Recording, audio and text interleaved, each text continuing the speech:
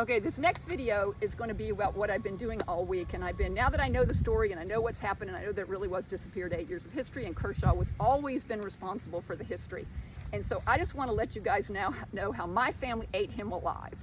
And so they have surrounded Camden after they fought for Kershaw County, and Joseph Kershaw did not get Kershaw County, and he was able to really abuse these people because the gap is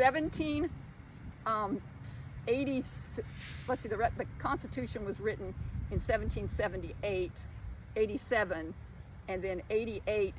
The years in there, like 83, 1783 to the Constitution's written, and then they quit fighting with Joseph Kershaw because Joseph Kershaw now has the legal rights through the Constitution that he can actually, he's the judge. And you'll notice in our society today that we're not bullied by Trump, we're bullied by our judges, our Supreme Court judges, because if they were to stop what Trump is doing, then he wouldn't have the power that he has. But it's just like back then, the judges, through the Constitution, the judges were allowing Joseph Kershaw, who's the judge, and his kids became the judge, and all of his peers became the judge, to have control.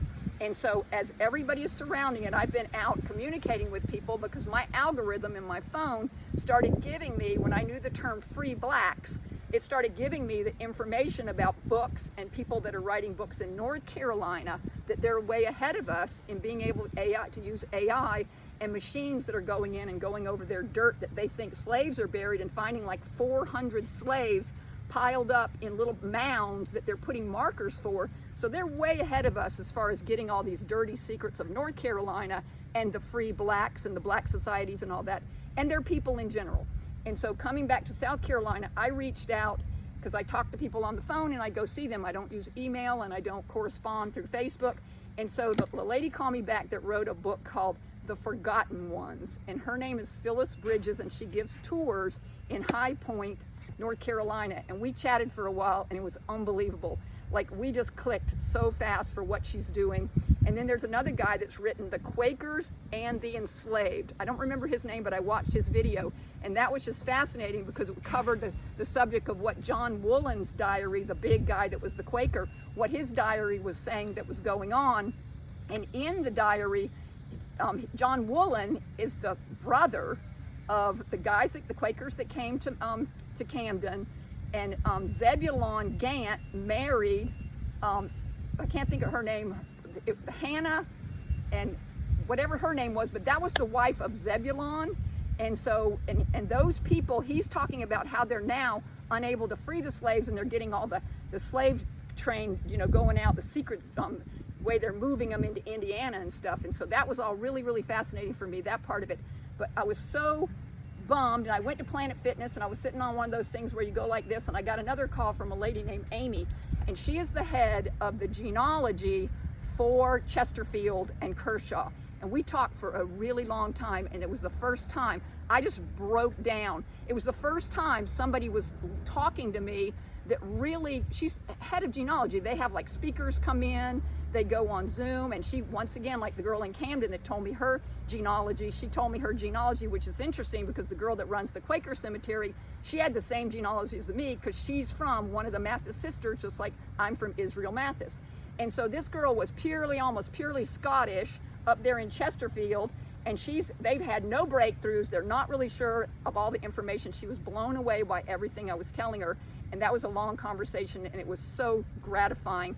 But the best part about it was that her voice sounded identical to the women in my mom's family, who are Moors, the clan Moors from the Scottish Protestant clan, and also the Bryants, who are from England, probably around the Yorkshire area. I think that's where I traced them to. But she sounded exactly, she had that real high, pretty voice that my mom's family had, super polite and nice, just the most beautiful spirit of anybody I've ever talked to.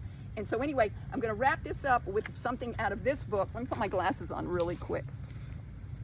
And I want you guys to hear how few people these are that had massive amounts of children, that anybody that's from those first people in the early 1700s, or especially from the Camden area, because a lot of people, they fought so hard for their territories, their families didn't leave. They're still there today, the same families. But this right here, I want to just read an excerpt from this. And it says that it was Pine Tree Hill from 1758 to 1768. It was called Pine Tree Hill. Now, Joseph Kershaw, like Trump, takes credit for everything. So he takes credit for his store being called Pine Tree Store. And you guys, I want you to use your imagination, but do you think when Joseph Kershaw rolled into town, he named it Pine Tree?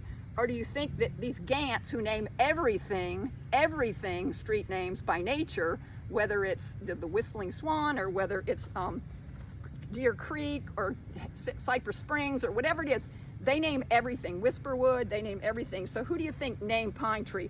Because when Joseph Kershaw stole the land right here, in after it says in here, this says that during that decade, there were not probably more than a dozen families within a radius of a mile of downtown, of the area that we call Camden, and around the present center of Camden. So there's a dozen families. We know that Zebulon and Israel took their families and went to Newberry. So the Gants are basically gone from the area, except the kids that are Mathis Gant that Joseph has now, Kershaw's married, Mary and Sarah. And so down here, it says the common statement that Camden was laid out in lots and streets by Kershaw in 1760 rests upon no proof. They're saying there's no proof that he did what he told the Gants he was going to do, which was subdivide and then give them money from however he did with the land. He didn't do anything with it. He kept it. That's what started all the problems. The earliest recorded plan of the town cannot be given a date earlier than 1774, and it was the work of John Hurd, deputy survey, and may be termed official. So that's a really, really important thing to go around and reiterate what I'm talking about, that there was only a few people down there. Daniel Mathis was down there. The Gants were down there owning it, assumingly named it Pine Tree Hill. And when Joseph Kershaw came in and got the land from them in that exact time period when he did the memorial and took Daniel Mathis, had been disappeared, Sophia had been poisoned, and this man here was who Joseph Kershaw, when he got the land, when he stole the land from him, he named it Camden. And that's some history that the early people should care about if you're trying to do your ancestry of who you're going to be related to. The Kershaws, the Cantys, the Boykins, the Chestnuts, all of them, know that where they're traced from. But everybody else, just like the lady said, the lady Amy in Chesterfield, cannot find who the names of the people were that they come from in that area right before that.